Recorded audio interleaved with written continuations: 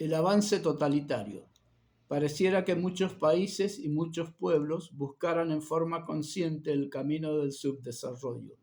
Luego del éxito indiscutible que tuvieron las economías liberales en varios países europeos y en el Japón, luego de finalizada la Segunda Guerra Mundial y luego de contemplar los fracasos indiscutibles del socialismo en otros tantos países europeos, quedaba claro cuál era el sistema económico y político que debería adoptarse y cuál el que debería rechazarse. Sin embargo, en la actualidad parece ser que los ejemplos históricos se han dejado de lado y en muchos casos se busca en forma consciente el camino del socialismo, a pesar de los rotundos fracasos que a lo largo y a lo ancho del mundo se sucedieron.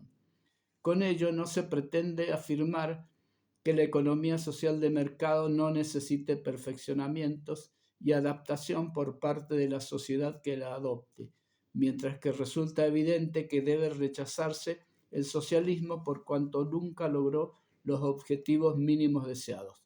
Pero en vez de tratar de mejorarse el programa exitoso y abandonar el que fracasó, se busca mejorar el sistema que fracasó y se rechaza al que tuvo éxito, algo que resulta absurdo. Álvaro Alzogaray escribió: el Estado benefactor o Estado providencia constituye una nueva versión de la idea socialista. Apareció cuando el fracaso de esta última, bajo sus formas clásicas, socialismo pacífico y comunismo, se hizo evidente. El concepto de Estado benefactor carece de un significado preciso, pero se tiende a explicarlo y justificarlo en función de vagas nociones de justicia social.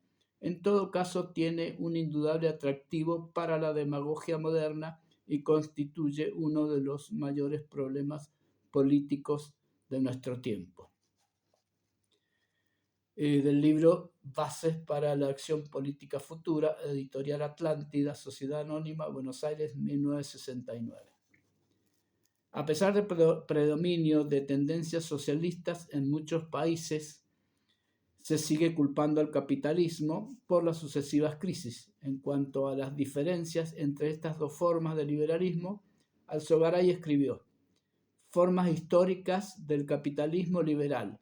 La idea liberal tuvo diversas manifestaciones prácticas conocidas bajo el nombre genérico de capitalismo liberal. Las técnicas aplicadas inicialmente adolecieron sin duda de muchos defectos, en particular la negativa dogmática y absoluta de aceptar la intervención del Estado en la vida económica, que se ha divulgado bajo el eslogan dejar hacer, dejar pasar. Hizo posible muchos abusos y desacreditó el sistema, que se demostraba impotente para corregir esos abusos. Lo que la opinión pública ha resistido y resiste no es tanto la idea liberal, sino las manifestaciones prácticas, hoy simplemente históricas, del liberalismo. El socialismo representó la reacción contra dichas manifestaciones, pero al combatirlas atacó también los principios liberales. Actualmente, algunos liberales intentan rescatar estos principios y quieren aplicarlos en forma absoluta, creyendo que con esa intransigencia resisten mejor al socialismo.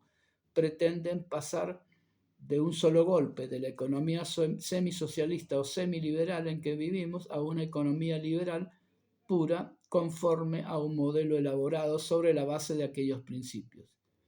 En la literatura política actual, esas formas históricas o ideales del liberalismo son conocidas como la economía del siglo XIX, el capitalismo manchesteriano, la teoría del dejar hacer, etc. Sigue Alzogaray. Economía social de mercado. La versión moderna del liberalismo tiene su exponente más representativo en la economía social de mercado, del doctor Ludwig Erhard y sus colaboradores. Asociada a formas políticas democráticas, integra una síntesis que algunos llaman también neoliberalismo. Esta fórmula fue la que permitió reconstruir los países de Europa Occidental y el Japón después de la Segunda Guerra Mundial. Con ciertas variantes se aplicó en Alemania, Bélgica, Austria, en Italia bajo la dirección de Einaudi, Francia a partir de 1958 a través de Pinet y Rueff, y en otros diversos países. En todas partes condujo a la obtención de un alto grado de prosperidad y a una adecuada distribución de la riqueza. Significó en dichos países el más eficaz factor de estabilidad política y progreso social. Más tarde contribuyó a establecer las bases de la Comunidad Europea. Hasta ahí Alzogaray. Resulta evidente la actual confusión reinante por cuanto entre los manifestantes denominados los indignados aparecen críticas al liberalismo, siendo que en los países en crisis predominan tendencias socialistas que tienen como objetivo el estado de bienestar. Los indignados seguramente votaron por alguno de los partidos de esa tendencia. Es legítimo protestar cuando se vislumbra un oscuro presente y un futuro poco prometedor, pero también es necesario tener presentes los lineamientos básicos de las políticas adoptadas por los países en crisis. Nótese que la tendencia socialista predominante en la actualidad ya se venía vislumbrando desde la década del 60 del siglo anterior, época en que fue redactado el libro antes citado. Si bien los sistemas socialistas actuales no apuntan a la expropiación de los medios de producción, apuntan a la confiscación progresiva de sus ganancias. Además, debido a los gastos excesivos del Estado en ayudas sociales, se emiten billetes que favorecen la aparición de procesos inflacionarios que terminan produciendo mayores problemas que los que se pretendieron solucionar. Esas ayudas generalizadas terminan en su mayor parte en personas que no las necesitan y en el propio sistema burocrático de distribución. Si el capital productivo que una empresa necesita para desarrollarse se lo distribuye previa confiscación entre individuos que no lo obtienen a través del trabajo, la tendencia adoptada favorece la vagancia y desalienta la producción. Pero la principal forma de expropiación proviene de la emisión monetaria excesiva, siendo la inflación subsiguiente una forma indirecta de confiscación que afecta principalmente a los sectores de menos recursos. El avance totalitario se hace evidente en países como Venezuela, Ecuador y Argentina, en donde, a través de la televisión estatal, se difunden programas en los cuales se degrada mediante la burla y la difamación sistemática a todo aquel que opine a favor del liberalismo, o bien que haga críticas al gobierno de turno. Esto fue escrito hace unos años atrás. Es decir, si alguien quiere para su país un tipo de política democrática y un tipo de economía de mercado que produzca resultados similares a los que produjeron en la Europa de posguerra y se opone al socialismo, que incluso fue abandonado por los países precursores de esa tendencia, Rusia y China, entonces deberá padecer todo tipo de descalificación pública y que además tiene el aval de las autoridades gubernamentales, en el caso del kirchnerismo. El ideal socialista sigue, sin embargo, vigente y mantiene sus objetivos a pesar de sus fracasos. Debido a la exaltación de la igualdad, en los sistemas colectivistas se prohíben las actividades productivas individuales. Si alguien pretende establecer una innovación o un nuevo emprendimiento productivo, deberá realizarlo dentro del Estado.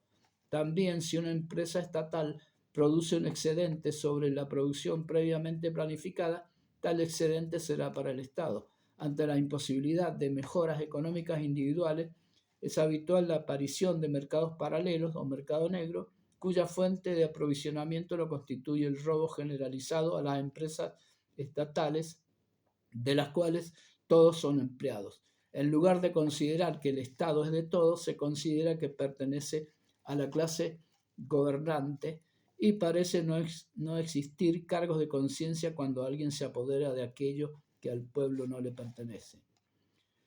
La corrupción generalizada surge de la imposibilidad legal de realizar actividades productivas fuera del Estado. Incluso quienes lo dirigen tienen la posibilidad de explotar laboralmente al ciudadano común. Tal el caso de la médica cubana Hilda Molina, quien fuera enviada a Argelia a realizar trabajos de su especialidad bastante mal pagos por parte del Estado, aunque ese Estado cubano o quienes lo dirigen recibieron importes monetarios importantes por el trabajo de la médica. Puede decirse que el socialismo o capitalismo estatal es un monopolio que tiene todos los defectos que los marxistas atribuyen al capitalismo privado, pero bastante más acentuado. La acción de delatar incluso a sus propios familiares es promovida por el Estado, de donde se llega al aislamiento socialista, algo totalmente opuesto a lo que dice la teoría. Hace algunos años, un sacerdote católico de origen checo que estaba en la Argentina vuelve a su país de origen una vez terminada la etapa comunista. Tenía la esperanza de predicar el cristianismo en su propio pueblo, pero recibe la sorpresa de que la gente escuchaba todo lo que les decía, pero nadie le contestaba nada. El antiguo temor a ser delatados estaba todavía presente en el recuerdo de esas personas. Finalmente el sacerdote decide volver a la Argentina. Lo importante y preocupante es que a pesar de los sucesivos fracasos y catástrofes sociales promovidas por el marxismo, la ideología está intacta y se mantiene en vigencia la guerra ideológica. Alexander Solzhenitsyn escribió: en mi anterior discurso hablé bastante acerca del sistema estatal soviético, cómo se formó y cómo es actualmente, pero quizá es más importante hablar de la ideología que le dio base, lo creó y lo conduce. Mucho más importante es comprender la esencia de esta ideología y lo que es más importante, su acción constante, que no se modificó en absoluto durante 125 años. Quedó tal como nació. Sigue Solzhenitsyn. El comunismo es un intento tan torpe de explicar la sociedad y el hombre como si un cirujano se valiera del hacha del carnicero para una delicada operación. Todo lo que hay de delicado y agudo en la psicología individual y en la organización de la sociedad, un organismo todavía más complicado, lo reducen a un grosero proceso económico. Toda esta creación, el hombre, se reduce a materia. ¿Y qué es la guerra ideológica? Un cúmulo de odio, la repetición del juramento. El mundo occidental debe ser aniquilado. Del libro En la lucha por la libertad, MC Editores, Sociedad Anónima, Buenos Aires, 1976.